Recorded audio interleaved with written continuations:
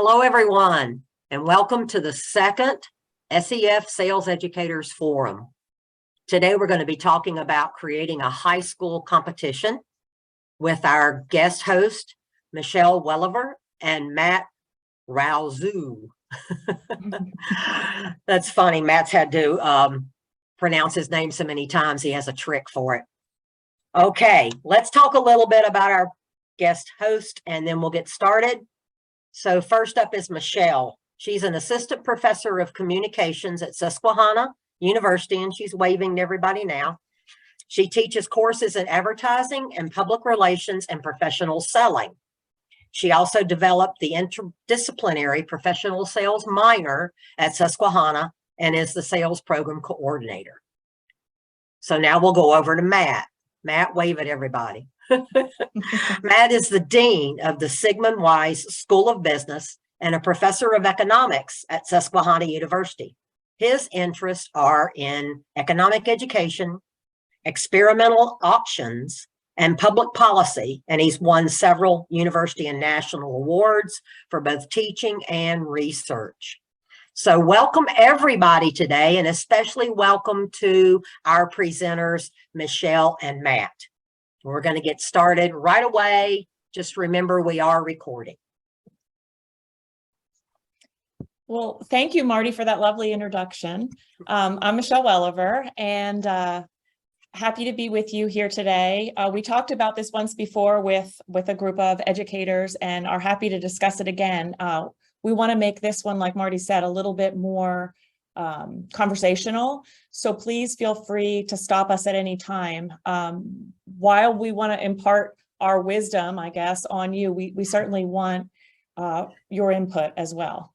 So I don't know, Matt, if you have anything. No, yeah, thank you all for being here. And we're looking forward to sharing our thoughts. But one thing that you'll see very soon, we just started this. So while we have some lessons, we see value in us surely learning from the input that you have. So we are looking forward to questions or advice, or sometimes it's even a, why did you do it this way, leads to some change that helps make things better. So thank you all. And Michele, I'll let you lead us off.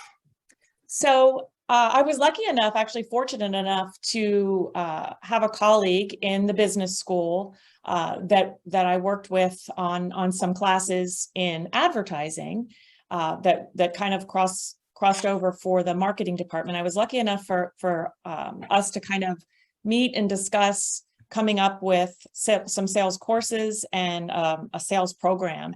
And so that's why it's interdisciplinary, because, you know, we thought about it together, and really we didn't have the manpower to teach it on our own in either the communications department or the business school. So this was just the perfect marriage of the two departments. And I'm loving how much help we've had. And I think without that coordination, we wouldn't have been able to do the high school sales competition for sure. But what our sales program includes is an interdisciplinary sales minor, which we have about 30 students, and Matt might know the numbers better, but I think we have about 30, and we graduated our first 9 seniors this past spring. We also coach students for participation in university sales competitions. We've taken them to a few already. Even though this is only the 4th semester that we're teaching the sales courses. And then we prepare students for careers in sales with career fairs and interviews, things like that. We work with sales partners, promoting their businesses and providing opportunities for networking and recruiting on campus, which businesses love and students love that connection. And we host, obviously, and organized this annual sales competition. We hope that it's going to continue. We had our first one this spring. We have the date set for our next one. So we're calling it an annual now. It's an annual. Yeah. So we're going to discuss the competition, obviously, but we're also going to kind of just talk briefly about university competitions and why we decided to go with the high school competition. We'll also talk to you about the collaborations needed to run the high school competition. And there was a lot of collaborations. It was a wonderful process to see and meet all the people that could be so helpful in making this a success. We'll talk about how the day was run, things to think about, and also feedback. Any feedback is welcome on how we can improve. So university sales competitions certainly have a lot of value, right? I mean, these, I think everybody here would know these, but you can often bring employers on to meet the students who are participating, to recruit these students. The participants gain skills, develop leadership capacities, and, you know, students get jobs often out of the deal. These are a little bit more common. Michele, you really did the deep dive into finding a lot of these. And I know we send our students to a couple different sales competitions that are reasonably close to us, at Bloomsburg and Salisbury, I believe. Right. Well, actually, I came from Bloomsburg University. That was the school that I taught at. And I worked under the tutelage of Monica Favia, who many of you might know from Bloomsburg University. And so I was her partner in crime for many, many university competitions over the years that I worked there. And Bloomsburg did quite well. And when I came to Susquehanna, one of my first goals, and highest priority goals, was to bring a sales program here. So I was lucky enough to partner up with Matt and some of the other faculty to bring this here. And I think there's so much value in these university sales competitions, but in our area, Bloomsburg is about 30 minutes from us. So they're doing it. Some others are doing it. And so we felt like we didn't have to do it, maybe at all, but certainly not right away. But we know it has value, and we're taking our students there. Yeah, and what our area didn't have, though, and they seem much less common in general, was a high school sales competition. And we don't know of one in the state of Pennsylvania, and there are some, a handful across the country that we found. And certainly at the last time we presented, some folks kind of shared of things that they knew of that we didn't know, but they're certainly not as common. And they have real value for the university in terms of recruiting students. A lot of, we're a private university. Student recruitment is, well, students are, former president used to say, the oxygen, right? You need students. We have an absolutely beautiful campus. Getting students to our campus is half of the battle. Once a student comes here, they are much more likely to come to Susquehanna. It's a gorgeous place. So we saw this as a void in the marketplace, one, for helping students. We also saw this as an opportunity to give some skills to students, to recruit students here. The value for a competition for high school students, well, they'll gain skills just like the college students would gain, right? Potentially you can set up prizes. Something could be put on a resume.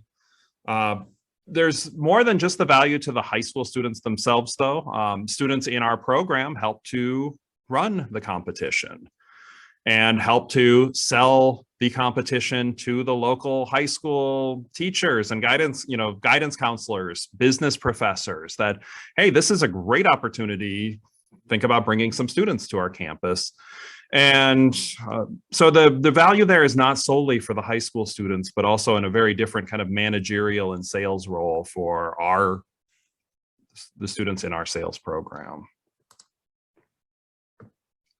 So one of the first things we did when we decided, we formed a sales committee once we knew that we were going to have this sales program and we were going to be teaching classes and have the minor. And I think this is probably something that we left out of our previous presentation when we talked about the high school competition, but it's probably the most important thing. In fact, when I was talking to my former colleague, Monica, she said, this is the thing that I need. She said, this is what I don't have and why it's hard for me to do, these things. So we were very fortunate, again, to have faculty and of course our dean. I mean, Matt is the dean of the College of Business, and the College of Business here is doing so many things. He's so busy. And so I feel honored that he was able to be a part of this and still be a part of this and help us. He has a lot more pull than I do. So that part is great.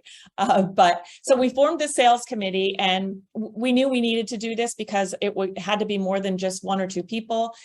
We had people design and organize the event, promote the competition, recruit competitors. It was difficult to recruit competitors. Finding these high school students who felt comfortable to do this was difficult. So, we'll talk about how we did it, but recruiting them was difficult. We had to recruit volunteers. Anybody who's hosted a university competition knows how difficult it is to get people to be judges. Buyers was the most difficult thing, but we'll talk more about that. And then running the event on competition day, we needed all hands on deck. Yeah, and Michele, you're too kind, but you can be my PR agent anytime. So Sure. We've been in the process, and this has admittedly been a slow process, probably slower than I thought, but as Michele would say, I mean, we're at a small school. Everybody has a lot of hats. We're all pretty busy. And I think all of us have said, let's move forward slowly and trying. We're not going to try to kill ourselves to build sponsors. Let's try to meet some organizations, build good relationships. Once you find somebody, you often will maintain those relationships. So it's the kind of thing where it's coming along slowly, but we did for last year secure some sponsors for funding to run the event, to fund the cash prizes for the top 10 place winners. And then we worked with our admissions, and Michele talked about the collaboration, but it's more complicated than it seems to say, okay, we wanted to say if you came here and you participated, you could have a $1,000 scholarship if you come to Susquehanna. There's cash prizes if you place, you just get a check. But on top of that, you could be the literal last place finisher in the competition. But if you choose to come to Susquehanna, it's $1,000 on top of any other financial aid, which is more difficult than I would have imagined given the systems. I don't know how many of you have been in admissions before, but there's the system. We use a system called Slate. And so they have to track it in there. And somebody could have been a first-year student and all that, but they collaborated. They worked with us. And this was from the sponsors. The sponsors helped to promote the event. And then the Wilkes-Barre Scranton Penguins were kind enough to... They helped us figure out the product for the students to sell. Right. So this is the image you see here is the flyer that we created. Marketing and communications, marketing and communications department here on our campus is wonderful to work with. They helped me every step of the way. I think there was a time when I was on a Zoom call with them, probably for 2 weeks straight. So they first built out a section on our website that connected with both academic programs, the business schools and the Department of Communication. So you could go into there and there was a tab just for the high school sales competition. And then on that site, they posted the flyer and all of the information, the registration form and all of that stuff. So without them, we probably wouldn't have had a competition. So it was nice to be able to collaborate with them and to have an easy time working with them. I created the flyer. I think they helped me with some of the touches. This was the flyer that went out to everybody. So it was posted on our university website as an event that was coming up, different from the site that they built out for the competition. It was posted on our social media for the school. It was posted on the admissions social media site, and I think that's where it got the most attention. Also, the Wilkes-Barre Scranton Penguins, our product sponsor, posted it, and each of our academic departments posted it on our social media. I think we may have put it on LinkedIn too. It was then emailed, and I think of all the things that we did, and I could kick myself for not including this in our follow-up survey, asking students where they heard about our competition. We'll definitely have to do that next time. But I think this was the place where most students heard about it. The PA, FBLA, and our admissions department were kind enough to email this directly to business teachers and to students who had applied to Susquehanna. That was a major win for us, especially admissions, emailing it to students, and then students could ask their teachers, can you take me to this? I really feel like that was, if they had applied, they got this in their email. So yeah, they were absolutely incredible partners to have those emailed out on that. Yes, Marty, did you have a question? Yes, I do. I'm curious as to how much work it was to get the could you go back to the last slide, please? Yes, to get the admissions people to cooperate and get it out to the high schools. Was that a tremendous amount of effort? It was not. And I think we have the benefit of being at a very small school, and they're thankful for anything that we do that's a recruiting type of effort. You know, they often call on us to help with recruiting in many different ways, as many faculty members know. So I think, you know, when they heard about the competition, they were excited about it. And I'm sure that the girl that I talked to had to get approval, but Matt had already had conversations with the head of admissions about the scholarships. So there was already a relationship built there. So no, in answer to your question, it was actually very easy. That's not to say that it's going to be easy for everybody, but for us, it Right. Yeah. Yeah. All I mean, right. our first year class this year was about 585, which we hit our goal almost exactly, you know, to kind of give a sense of the scale. So if you've got something that can move the needle by a half a dozen students, that's 1%. And right. So when something like this is being put on, not by them, oh, they're all over it. They're like, yes, we're happy to help, right? You're running an event that we are not the ones who are running. Oh yeah, we're in the type of environment where they were incredibly helpful. So, and this is a good segue to the admissions one. So they helped to promote the event, both with emails, social media, but then they also made sure, and this was on our spring break Monday. So we like it. That's a pretty good day in the sense that, well, it's mid-March. Okay, it could be snowing here, but often it's reasonably nice. And kind of an important to be for the spring break Monday is there's plenty of classroom space. Whereas if it's on a normal Monday, it's total chaos trying to find the spaces to hold the competition. But they ensured that there were some students who stayed over break, or at least stayed through the Monday, or were local to the area, were here to give students tours. So that was very helpful. You can see that picture, Matt. That's from the competition. So you see some of the boys are in shorts. It was a nice day that day, and our campus looked beautiful. Yeah, so that was, we'll talk a little bit about the yield later, like with the percentage that came here, but having a nice day didn't hurt. Knowing from having recruiting days, the big open house days on beautiful sunny days versus days where it's a snowstorm in early April, it's stunning how that, which is completely out of our control, affects where a student goes to college. But that's life. I don't. So this slide here is the image you see is what was on it for the competition. This has since been taken down, and I don't know if we can go to it or if we even need to go to the site now, but the site now looks beautiful. It's all images that the marketing and communications department took during the event that talks about the event. Oh, there it is. With a save the date. Has a save the date. And if you scroll down a little bit there, you can see some of our winners with our media burst behind them. This girl actually comes to Susquehanna, and so does, I love this. They put all these pictures on there, and it just looks like people are having so much fun. It was a great day. It was a fun day. But if you scroll back up, Matt, the boy on the left also has come to Susquehanna, Micah. And if you click on that, learn more, this takes us to the media room of Susquehanna, and you can read all about the competition. Yeah. So, like I said, our marketing and communications department was Johnny on the spot. As soon as the competition was over, I asked them to take down the competition stuff, and they said, "Okay, so what should we put up?" And they built this with all the images, and it's working as a promotion for us right now. Honestly, I didn't know they had this here until just now. This is awesome. Yes, we actually got a new woman in marketing and communications, and she contacted me, and we worked right after the competition was over during the spring semester to get that up and running. Yeah. Looks nice, doesn't it? So again, you had a lot of great help. Yes, I did. You know, and it's amazing because I've been at Susquehanna for 5 years, and I met people that I had never met before or wouldn't have had an opportunity to meet. And everybody was welcoming and willing to help, for sure.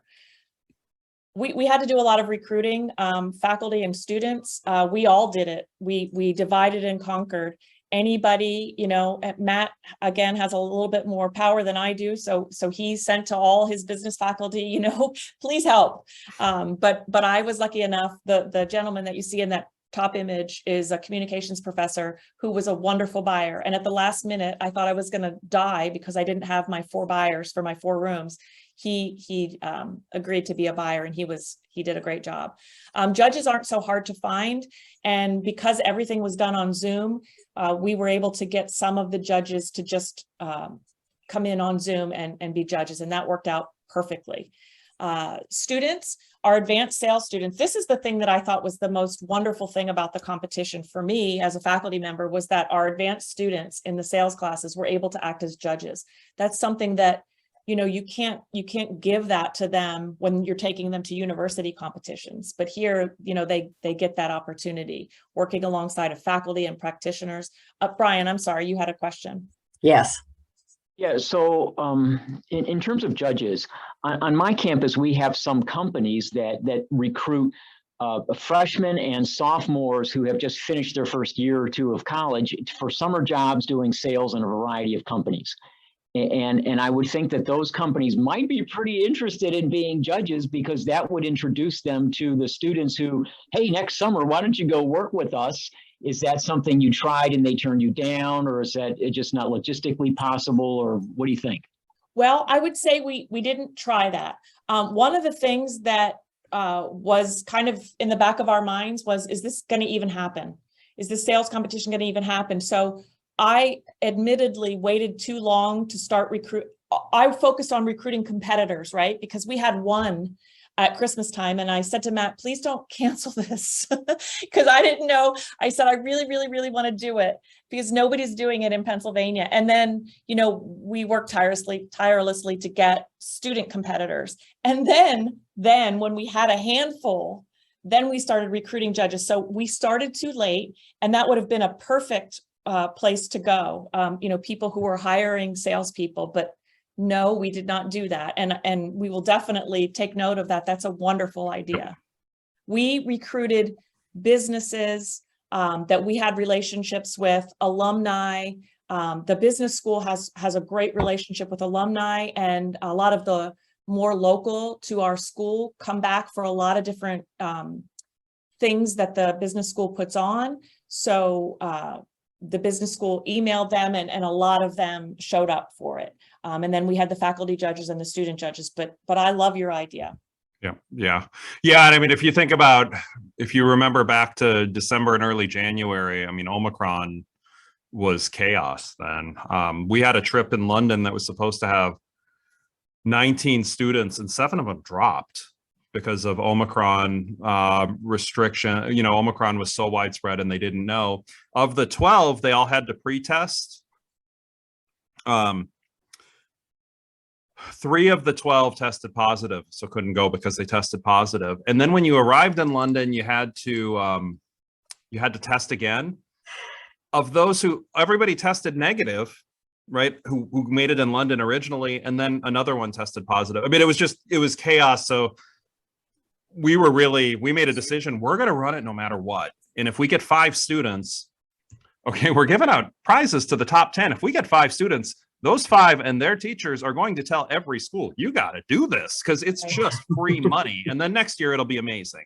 And if it's only 5, it's a trial run. And we made a call that we're just going to do it. And it was weird. The moment we made that call, all of a sudden it was like that week more started signing up. And, after the holidays, it was, that was touch and go over the holidays. And then after we came back in January, probably February is when we got most of them. We even had to move I think the deadline to register was like the end of February 28th. And we moved it one week or 2 weeks forward, and then got a lot more people. So thankfully.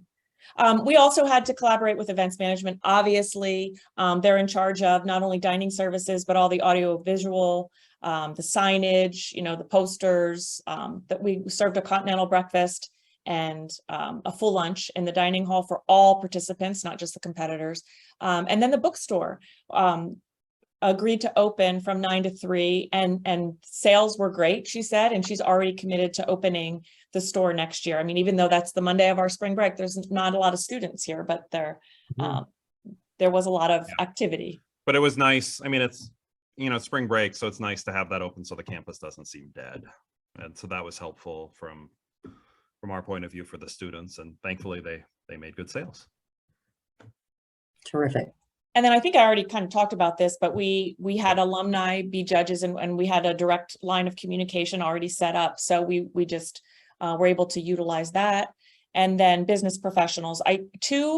The Wilkes-Barre Scranton Penguins, who you see in this bottom image here, one of the representatives from there, they were the product sponsor. They brought 3 reps with them, and 2 of them acted as 2 of our 4 buyers, and 1 acted as a judge. So we were really fortunate. In fact, they have continued their professional relationship with me. They're going to offer a free sell for my not a free sell, a sell, real world sell for my advanced sales class. So we're working through that now, that they're going to actually sell tickets to a fan night, and they're going to come in and talk to the students and then give them a tour of the facility. And we're hoping that they can get an internship for the winner who sells the most tickets. So that's in the works. But like Matt said, these relationships just develop, and they see what we're doing and they want to do more. Yeah.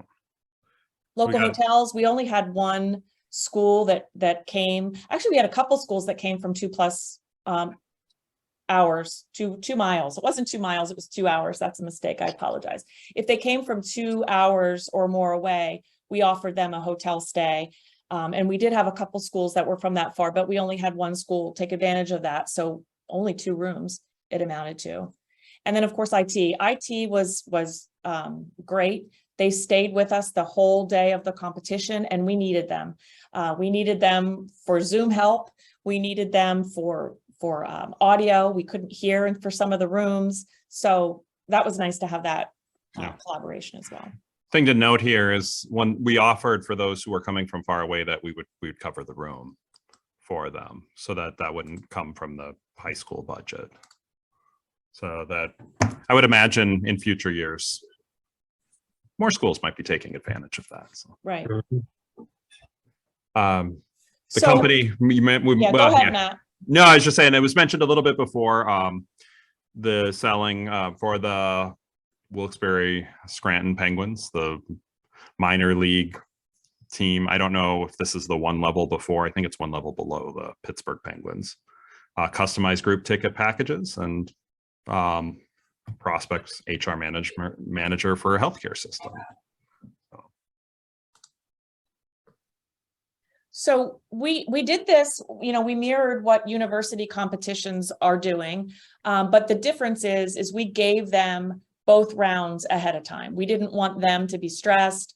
It was a pretty simple, straightforward scenario. You're selling, you've worked for this company, you were an intern for this company, and now this is your first real sell. It was a referral, and you have to your expected close for round 1 is just a follow-up appointment. And if they were a top 10 place winner in round 1, then they went on to round 2.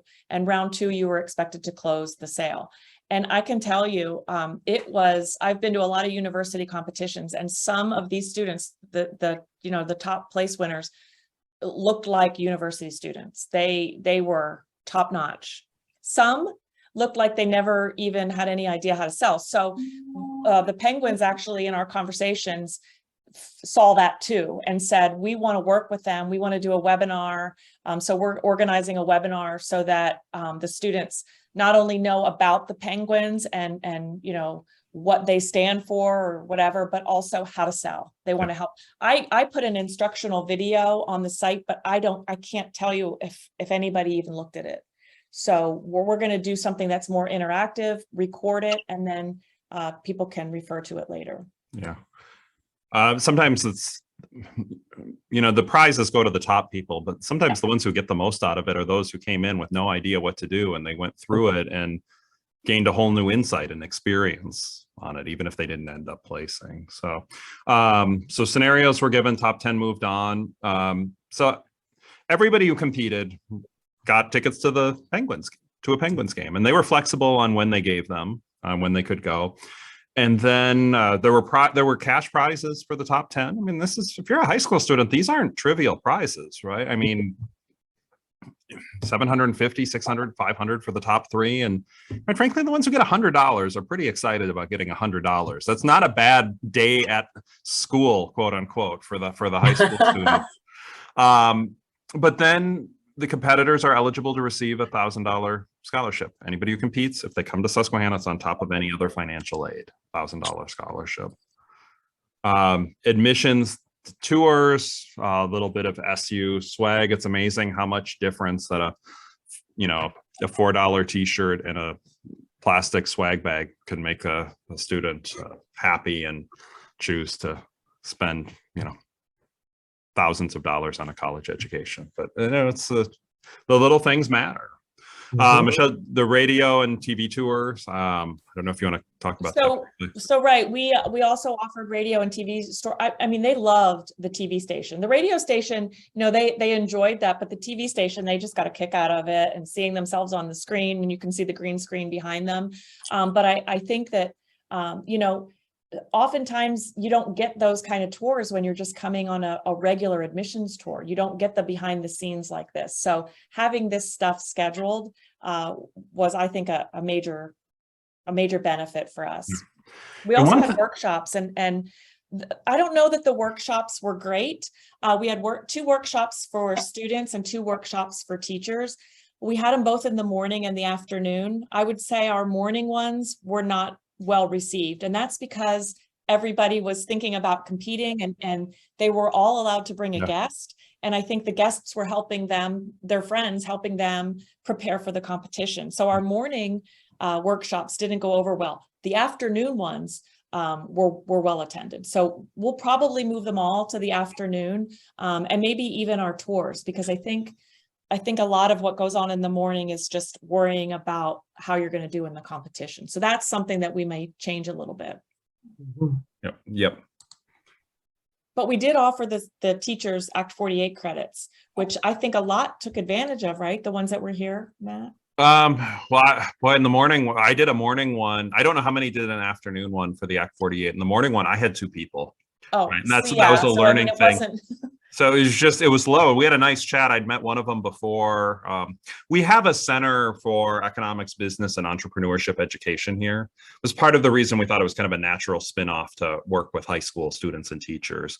So the goal of that is the initial goal was to teach teachers new and innovative methods on business, economics, entrepreneurship education. The teachers I'd seen, I think I'd met one before when I hadn't, it wasn't as much a presentation as we were chit-chatting. I was going through I often do a lot of pop culture to teach economics and business. So I was showing some clips from Game of Thrones and, Breaking Bad and Star Wars, and hey, this is an easy clip to show demand and supply and stuff like that. But it was a nice talk. We had a nice time, but it was very sparse and that's a learning, right? We do it the first time and we'll see what happens. And we know now, okay, maybe not morning sessions. So, but the learning for the high school students was amazing. The university one, I think that's an underrated component, right? The students who are on the side of how do I put this on? I mean, event management is a career, and they were putting on a pretty massive event. And in many ways, right, they're selling. How do you sell is it the high school students you're selling to? Is it the teachers? How are you selling to get students to show up here? That's a lot of those students, if I can just jump in here, a lot of those students were I was teaching them at that moment, and they were just like, they were preparing for a university competition, and they were worried that they weren't going to be as good as these high school students. They're like, oh my gosh, is this what it's all about? And they were also, excited to be sitting alongside of faculty members, talking to them like colleagues, right? Because they're in judging rooms together and sitting alongside of alumni and business professionals talking like, they're all one big group. That to them was so valuable. And also some of the feedback we got was that they were excited to help recruit for the university. They were talking to high school students and telling them, how wonderful SU is and why you should absolutely come here. You know, I mean, we had students considering a lot of different schools and telling us that, and wow, maybe I'm going to choose Susquehanna now. So it's probably important for us to note here, they weren't all seniors. We had a lot of sophomores, juniors, and seniors. But of the seniors, you know, we did have 4 of them commit to Susquehanna, and which you can see right here. Yeah, and 2 had already deposited, but if you're in our world, you know that the deposit doesn't mean as much as it might have used to. You know, they talk about melt is the phrase that admissions will use, and there's a reasonable percentage of students. I mean, a deposit's what, $500, and the scheme of your total college expenditures is not that much. If they're starting to get a bad sense of things, you know, students, I know we have received students who've deposited at other schools and they're like, no, I couldn't do it. I mean, everything seemed wrong. So it's important that they still came to the institution, but then 2 others, they hadn't deposited and they chose to. And the kind of students who compete in a sales competition are the kind of students you love to have on campus. One of these students is starting an FBLA. FBLA is Future Business Leaders of America. They have a college version. It's being rebranded as FBLA Collegiate. It used to be I want to say Phi Beta Lambda, but I could be wrong on the term. She contacted me in May, 3 months before she's starting here, saying, I want to try to start an FBLA Collegiate chapter. And she has launched one. We're 4 weeks in, and they had their first meeting Tuesday night. I mean, these are the dream students, right? Like the students who just take initiative, who get excited, who get involved. I mean, she started an academic club. She's 4 weeks into her college career. It's not just the numbers. It's pretty awesome, the types of students that you get to work with, because she was our first place winner. Yeah. She won the top prize. Is it international business that she's coming for? I think that is correct. I know she's a business major. I'm not 100%, but I think it's international business. Yes, So. Go get her for sure. She came in and saw me the first day of classes and told me all about that. So, so we did do a survey, and like I said, there was a couple of questions that we certainly could add to this. That one of them being about where did you hear about the competition? But in that, oh, Matt, do you just want to go back? Yeah. Yep. There was just a couple of questions that we asked them about their role in the competition, their favorite part, other parts of the event they found valuable, their overall experience, if they're planning to return, and suggestions for improvement. We had 100 people total probably at the competition between the students and the volunteers, and we got a 25% response rate. So we didn't get a huge response rate, but we got enough people that we can, we have something to work with here. And we know that overwhelmingly people were really happy with the event. We did get some suggestions, but nothing was, oh, this, you need to organize better, or, oh my gosh, why didn't you do this? It was little things that we could improve. So we're happy about that. Well, we can send the slides to whoever wants them, so we won't read them to you, but it's but it was good feedback. And so some things like to consider lessons if you're thinking about doing this. I think our decision to say we're going to do this in person, we're not doing virtual. At the time, we didn't know that was going to be such a great decision, but that was absolutely key. And we were, we had a school, one school brought a bus full of students. So they weren't sure about coming, right? But then there was a little bit of comfort in numbers. Having the ability to reimburse travel costs was big. The networking was big. The prizes, what's the right prize? I don't know that we have the right prize amount, right? what is the optimal prize amount? How many prizes to pay? We thought 10 sounded like a great number, and then kind of figured out what's a total amount that sounds kind of appealing, and then tried to back out what it might look like. And the survey follow-up, and we learned from that. But I'd like to just jump in here. We did actually have to open it up to, originally we wanted to have 40 students because that's what we felt we had the manpower for, with four competition rooms and 4 judging rooms. So 40 students sounded good. And we wanted only 2 students to come from each school. Well, obviously that didn't work. When we weren't getting a lot of competitors, we just opened it up to however many students you want to bring, especially after we got the call from that local school that said, can I bring 12 students or whatever? And we're like, yes, oh my gosh, now we've got a competition. So I don't know what we'll do going forward. Maybe still try to limit the number of schools, but maybe make it more students per school. I don't know what the answer is there. Yeah. So that is something to think about. I think we probably were too restrictive that first time. But going forward, I don't know. Brian. Why, just curious, why would you want to limit the number of students that come from any one school? And I'm thinking about if you're using this as partly as a feeder program to latch on to kids that might come to SU, I can see where if you got a cohort from one school, it enables you to sort of become their partner in a way that's different than if you said, well, we only do 2 from each school or 4 from each school or something like that. And once you have established a partnership with 1 or 2 schools that just love to bring a lot of kids, then you kind of build from there. I'm not sure I see. I just would like your opinion about, is there a reason not to have a bunch of kids from one school? Probably not. I think our initial reason was because we wanted a lot of different schools. There's hundreds and hundreds of schools in PA. So we wanted a lot of different schools to be able to be represented. But I do like your thinking. Yeah, you know, that one school certainly has continued to email me and ask me about this upcoming. She's so excited to bring students again. So yeah, it probably did certainly work in our favor. I don't know, Matt. What do you think? Well, I mean, so we were talking about 40 students. And so you could imagine a case, what happens if that school says, okay, I got 40, it's just all us, right? We can't have that. If you have a capacity limit, you want to have some options where it's multiple schools have the chance. Hopefully, I mean, in our dream world, right? Because there's so much value to us getting students on campus. I mean, I would love if we could say, I mean, hopefully we could do maybe a few more than 40. I don't know. We haven't talked what's the capacity. So I think that's just the trade-off. You don't want one school. I don't want one school to be completely dominating and then all of a sudden you get to 40 and then you're like, I'm sorry to this other school that wants to send 2 kids up. Now this year we didn't run into the capacity limit. I suspect we're going to be over 40 this year, right? Those schools, it's been running for a year. We've done it. We're going to be better at promoting. There will be word of mouth.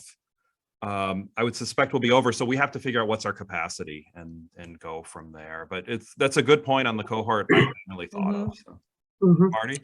Yeah, I was just going to say you could, in the case of a lot of the university competitions, you could have alternates who are signed up. And then depending on the number that you end up with, you could contact them and have the alternates come in so that you reach your number. I don't anticipate you having any trouble with numbers, but the alternates is a great idea. I know one year I actually went to a national collegiate sales competition and volunteered. And one university in particular brought 12 alternates. If they could bring as many as they wanted, if they paid their own way. And so that particular year, that university had a lot of kids who got to see what was going on. And I heard that the next year, some of the alternates had actually ended up being on the sales team for the university and getting to compete. So you might have a place for the alternates. Well, that's to your point, we lost 5 students right before the competition. You know, 2 had committed to something else. 1 had an athletic event. So yeah, if we were at capacity and had lost those students, that would have been a heartbreaker. But not being and not having turned anybody away. And maybe what you could do is offer a workshop for the alternates if you have another faculty member or some of your senior students. I mean, a workshop, I mean, the Penguins tickets. I mean, you know, some learning. Yeah, that's a great idea. I mean, I don't know what your schools are like, but if we were to run it this month, it seems like 5% of our students are out with COVID every day right now. I mean, it's, you know, it's not like as dangerous as before, but they still wouldn't be allowed to come here. And so that's a great idea. That's a great idea. Other things like admissions tours and possibly the training events, we thought both in the afternoon might work better. In the tech, Michelle was right. I mean, having IT being willing to be here and make sure things went smoothly was absolutely fantastic. And especially since we had some visitors via Zoom in terms of judging. That's our student who started the FBLA. Yep. She was top prize. The top prize. And so can open it up to questions. We thought it was, for a first year, we were thrilled with how it went. Certainly we had lessons, we learned some things, but I mentioned, I mean, so we had 4 students come here, right? I mentioned we had 585, so we didn't quite hit that 1% mark, but that's not a trivial number. And I mean, this was our first year starting. Imagine if we get up to 50, 60, 70 competitors. The other thing, as Michele mentioned, these weren't all seniors. So we had some sophomores and juniors may still be coming because they went to the competition this past year and they're like, I hadn't thought about Susquehanna, but that's an option. You know, of the students who did respond to that survey, 100% of them said that they would be back, the ones that were not seniors. We had 12 seniors. So of the 12 seniors, 4 committed to Susquehanna. So what, that 33% of who could commit to Susquehanna did. So, you know, that's a pretty good number. One thing we probably need, you know, I'm speaking out loud mostly to Michele, but to everybody else, right? We give $1,000 scholarship. We've got to write it in here, right? You're not getting, if you come 4 years, you're not getting $4,000 in the college scholarship. You're getting it. You're not eligible for that the second. So I'm saying this out loud and it's recorded and we're going to watch it again. We're going to make sure we put that in the contract. That we'd love to have you back, but the 1,000's not on the table anymore. That's, you come here, you still get, one time. Thank you all for the great questions throughout and for the opportunity to present. And any other questions, feedback? Matt, I also included on here kind of the layout of what we did. One thing I would say is we definitely should have shortened up the day because they were local schools. They had plans to get back for all of their extracurricular activities. So we had that award ceremony at 3 o'clock. I would say half of the students were there and some of them were place winners. So that was kind of disheartening. So we definitely would have to move that up at least an hour, because if they're only coming from 15, 20 minutes, 30 minutes away, their expectation is they're going to get back to school in time to do what they need to do. Yep. Can I ask a question about the schedule? Sure. So did you have the workshops going on simultaneously with the competition for those nights from the prior page? Yeah. So, okay. So if you weren't competing, you were able to attend a workshop or some other session that was happening. Right. But what we found was that students were staying with their friends.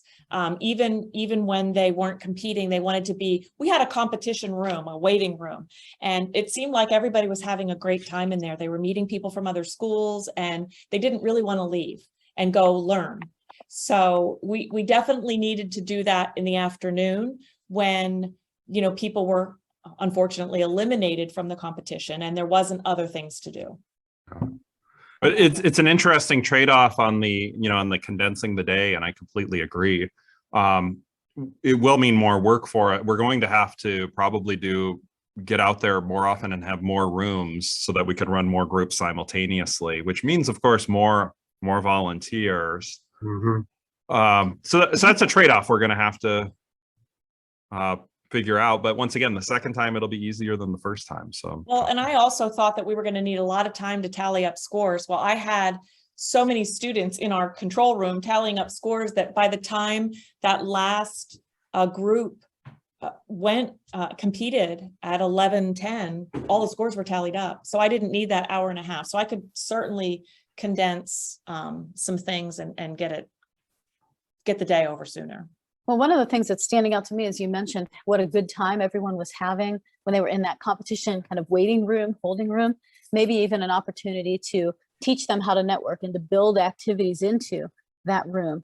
And it's not complete equity because there would be students leaving as they go to compete, but that could be an interesting way for them to connect. And maybe there are some more formal ways or even informal ways to do it. Absolutely. Yeah. I went in a couple times because I was taking pictures and things and talking to some of the students, and, you know, I was getting, oh my gosh, I think I did really good, or, oh my gosh, I think I bombed. And so that was fun, but absolutely there would be some opportunities to do something in that room. It was a nice big room, and certainly stuff could have gone on. I like that idea. Mm-hmm. If I missed this, I'm sorry, but did you provide any training or guidance for the student competitors beforehand or the morning of, or just kind of they were sent the case and, hey, give it your best shot and we'll see how it goes? So yeah, we did. Now, it wasn't interactive, it wasn't live. We put, in addition to the scenario that we had on the website, we had instructional documents and an instructional video.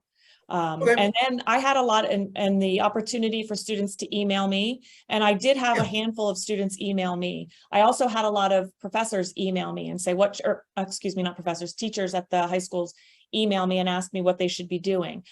This year we planned, and this is what we said in the very beginning of this forum today, we plan to have the Wilkes-Barre Scranton Penguins, our product sponsor, do a webinar for students to not only talk to them about the product, but to teach them how to sell individually. And I'll be on that webinar also, and we'll go through the points of a sales call, from the approach all the way down to the close. That's what our hope is.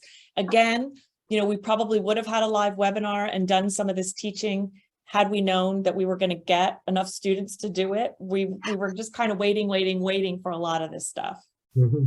It's I things think have. it's Oh, sorry. Go hard ahead. balance because, you know, you want to do this really thorough job, but the more complicated you make it, then people won't persist and follow through. So it's kind of like you want to train them and teach them how to do it great, but if you make it too complex, you won't get them. So I think you guys probably did it perfect. Well, thank you. Well, we did have a couple of the teachers say, I wish we could have had a little bit more instruction. You know, I wish our students could have done a little bit better. I would say of all of the constructive criticism from that survey, or even talking to them one-on-one, that was what they were craving. So having the Wilkes-Barre Scranton Penguins step up and say they'll help me with that is great. But it's you know, things have changed dramatically since I was a kid. The high school students would rather hear a professional sports organization give a webinar than professors. I don't know what's changed. That's Can I true. ask how many judges you had in each room, and did you give the students feedback? So we had 4, I think it was 5 in the morning in each room of the 4 rooms. We had a lot more judges in the morning. We made sure that our advanced students were placed in, you know, separate rooms. So we didn't have all students in one room. We spread out the professionals, the faculty, and the students. So we had about 20 in the morning, and probably more like, I think it was more like 15 in the afternoon. I think one room may have only had 3 judges in the afternoon. So that, unfortunately, that's not what we wanted. But my fear is if we add to this, but I'm going to do it, if we would have to have a 5th room, you know, that's just that many more judges, one more buyer. But I think we're going to have a lot more interest. I think a lot more people know about it. We're going to start recruiting a lot sooner. I already have emails out to people. So, but yeah. Pardon? Well, I was just saying, in answering to that, I think it was Brian Lilly that said, you know, if you get your sponsors more involved, you will probably have people that you'll have to say, we already have the, you know, what we need. So We I asked the two sponsors that you saw there, besides the FBLA and the Wilkes-Barre Scranton Penguins, we did ask them. We asked them a little too late, and I think they all were, but again, that was our fault because we weren't sure. Well, you didn't know, live and learn. I think Peter Pan. Yeah, just a quick question, Marty, for you maybe, or Matt and Michelle or anybody. I'm aware of a couple pitch contests that are run by high schools, but are there any actual sales contests along these lines that are actually run by the high schools and not colleges that would be, you know, we'd want to tap into in our areas that anybody knows of? I haven't heard of a whole lot of. I think the FBLA, Matt, you can answer this, has an arm of their competitions where they do a sales pitch, maybe a speed sell or something. Okay. Yeah, I couldn't tell you exactly what it is, but I'm pretty certain FBLA has a sales part, Future Business Leaders of America, and the competitions at both the state and the national level. And I would assume DECA. Yeah, I was just area gonna has- say. Okay. Mhm. Our area has, it's like a school is either a DECA school or an FBLA school. Mhm. It's, and I mean, they both kind of serve a similar function, so I can understand how you would have one or the other. I believe DECA does as well. And actually, and I'm trying to remember the name of is it Future Farmers of America in the Midwest? They FFA. they also do. Okay, great. Thank you. I appreciate that. And by the way, great job, Michelle and Matt, on your programs. Fabulous. Thank you. Thank you. Thank you. Terrific. Anybody else? All right. Well, Matt, Michelle, thanks so much. You're welcome. If Um, anybody wants to reach out directly, I would be more than happy to jump on a Zoom call or just talk to you on the phone about, what we did. Thank you. I have a big book. I have a gigantic, I reference this often. It's my gigantic binder for our sales, and I have all of it in there step by step. I would love to talk to you if you have any questions. I put our Terrific. emails in the chat. Michelle, yours is just its last name at susq.edu, right? Yep. Just making sure I got that right. So if you Terrific. be happy to terrific. reach out, and no, thanks. This was appreciate sharing. And if you have other brilliant ideas for us, do not hesitate to reach Yes, out. please Well, share that's what I was just going to ask. And everybody that's left on the call, I know, it's so hard to find a time that works for everyone, but we're going to share the slides, and there'll be a link to the recording of this entire event here that we'll share as well. But if everybody wants to give Michelle and Matt a round of applause.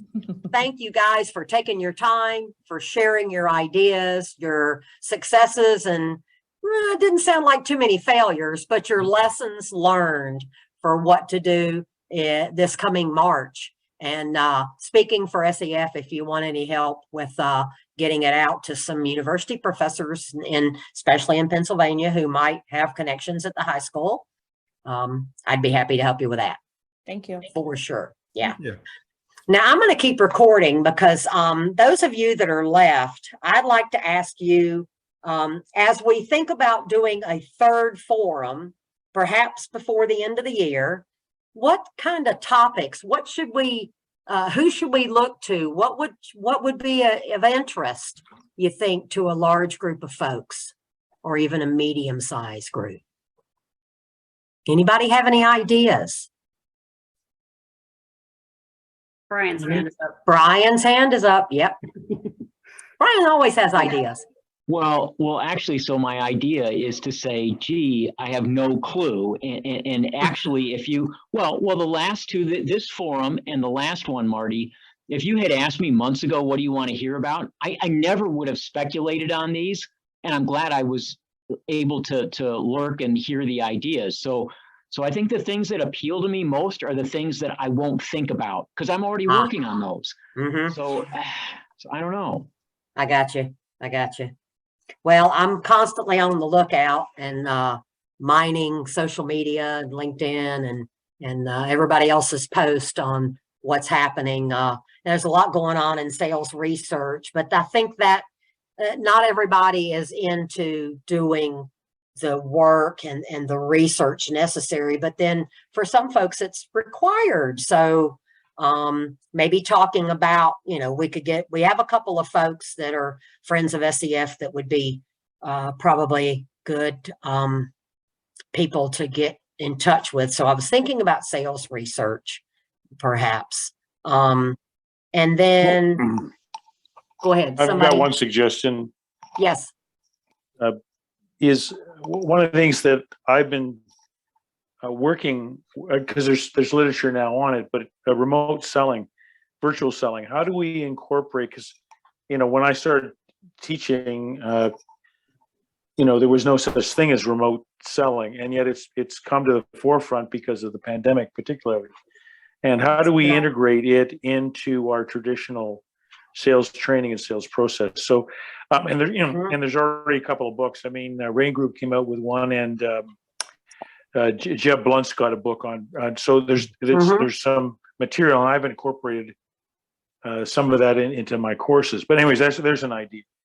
I like that idea a lot, and it is a hot topic, so to speak. I was talking with I think it actually is John's colleague, Tom Hosmanek. Osmonic, Yes. yep. Yeah, Hosmonic.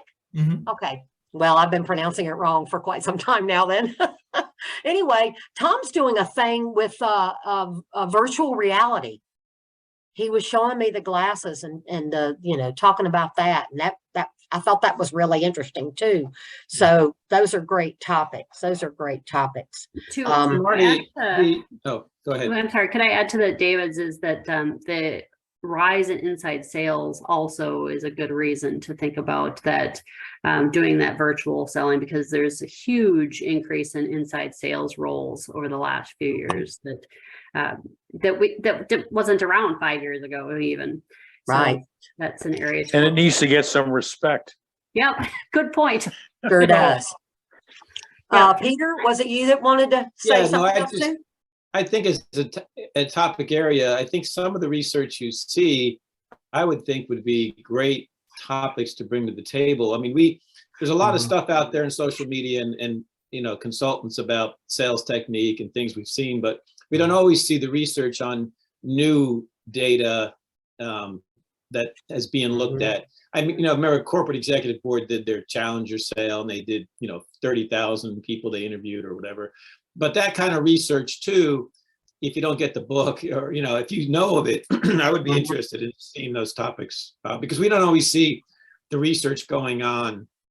You know, we see more the commercial sales. Right. Right. Yeah. Well, we've got Rob Peterson's on our board from the Journal of Selling and at Northern Illinois, and Adam Rapp, who I think is a new editor of is it JPSSM, I think, is a good friend. So that's another great topic. So now I have two more forums to organize. Yeah. You mentioned inside sales, and I know there are two folks right now on the call that use the Challey assessment, and I want to make sure, and Angie's actually exploring it right now, Angie. So thank you for that. I want to make sure that everybody knows that through a long-term partnership, because Howard and Sally Stevens, who started SEF, and were the owners of Challey, we've got a real unique opportunity to work with universities and professors who teach sales and their students to provide the Challey assessment at no cost. Challey is a unique tool. It's very much sales and sales leadership focused. They have 18 verified sales profiles. I can't really say enough about Challey. It's a great tool, and they have 2 inside sales role profiles, an outbound and an inbound, and a couple of sales management, sales team lead, kind of your traditional, you know, whether you're an account manager, they have like an indirect sales. Anyway, I can't name all 18 of them, and I don't want to, but it is a unique opportunity. And if you want to work to get access to the platform and go through a couple of training sessions personally with me, I can get you set up to use Challey. And it's just it's an opportunity you don't get very often. And I see Brian has his hand raised. Yes, Brian. Yeah, so anybody out there who has not explored Challey yet with Marty, I strongly encourage you to do it. So my students take the Challey every semester. This semester, they've all taken except Tyler. Tyler, I'm still waiting. He hasn't taken it yet. But I build it into an assignment, and it really permeates some of the conversation through the whole semester about, let's be realistic, and are you prepared to do this? Do you like this or not? Because students often have, it's like they look in those funhouse mirrors that are convex and concave, and they say, this is what I'm strong at and this is what I'm good at, and they think they see themselves, but they see a very distorted view of themselves. And something like this enables us to have really good conversations. So, thank you, Marty, for the stuff you guys provide. Oh, when I first found out about SEF, and I thought, this might be interesting. I met Gene Frawley, who was the executive director at the time. And Jeff, I just saw your message pop up, so I'll make sure I give you a buzz. You know, I was fascinated by the whole thing, and I took the Challey assessment for myself. Now, granted, I was in my 40s at the time, and so I had pretty much, you know, my pattern was set. It wasn't going to really change. But when Sally Stevens sat down with me personally and we went through the results, I was shocked because it pegged me almost to a T. It was unbelievable. And, you know, at the time they had this profile called Profit Center Manager. And I had run a small commercial printing business, several restaurants, and it was all about profit. And that was my best match. And then I started looking at the motivations and things that are also included in the Challey. And I showed it to my mom. I have a very close relationship with my mother still. And she started laughing. She said, "Oh my gosh, they really pegged you." Mm-hmm. So students can learn a lot about themselves. And as Brian was kind of alluding to, you know, I think students think they're great at one thing, and they can be great at anything if they want to put in that work and that effort. But if they don't, then perhaps they should consider a different path where there is some evidence that they have strengths going down that path. So yeah, I see a lot of chat popping up here. Thanks, Brian. I really appreciate it. Peter, I'm going to reach out to you too. Let's see. Jeff, Julie, Peter, got you all. And the last thing I'd like to do, if everybody's 4:15, I know we're all ready to go. And so the last thing I'd like to do is to share with you guys that we're organizing our 17th edition of the SEF annual. You will all receive an invitation to complete the survey. But one of the things that our board is hoping that we can do is attract more universities to, you know, spend a small amount of money, put a spot in the annual, because we are a 501c3. We don't actually call it advertising. What we do is we take the money that you give to us and we recognize you as a sponsor. And by being a sponsor, you get a ad, quote unquote, in the SEF annual. You get preferred digital access to the edition. You get printed copies to share with your deans and your corporate advisors. You get recognition on our site, and you get a recognition plaque for us that kind of looks nice in your office or your lobby or wherever you happen to want to display it. There's more information coming out about that.